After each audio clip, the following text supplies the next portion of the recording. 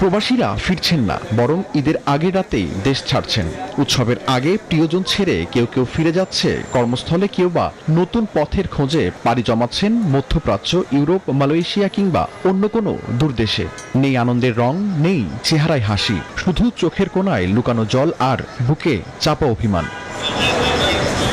উৎসবের দিনেও পরিবার ছেড়ে কেউ কেউ ফিরছেন কর্মস্থলে, কেউ বা নতুন পথের সন্ধানে। ঈদের আগের এই রাতে শত শত প্রবাসী কর্মজীবনের তাগিদে আবারও পাড়ি জমান হাজারো মাইল দূরে।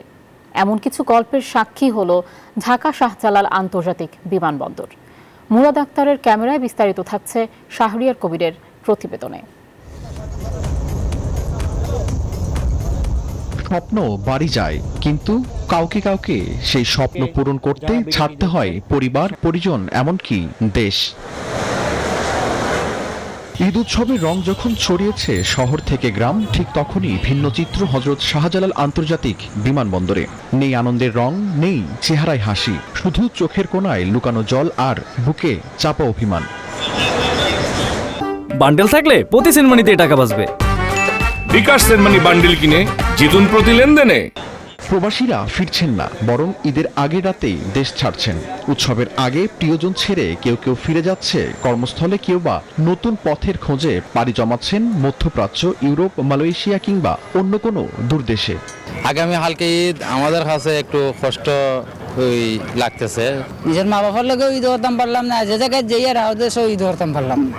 পরিবারের সাথে ঈদ আনন্দ ভাগাভাগি করতে প্রবাসীরা চেষ্টা করেন ঈদের সময়টা দেশে থাকতে। তবে সীমিত ছুটি, কোম্পানির কঠিন শর্ত মেনে নিয়ে আবারও ফিরতে হয় জীবিকার টানে।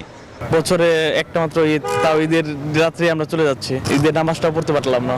দেশের জন্য, পরিবারের জন্য এতটুকু ত্যাগ স্বীকার করতে হয়। নারী ছেঁড়া ধনকে শেষ বিদায় জানানোর কষ্ট বুকে চাপা দেন মা, কিন্তু মন যে মানে না।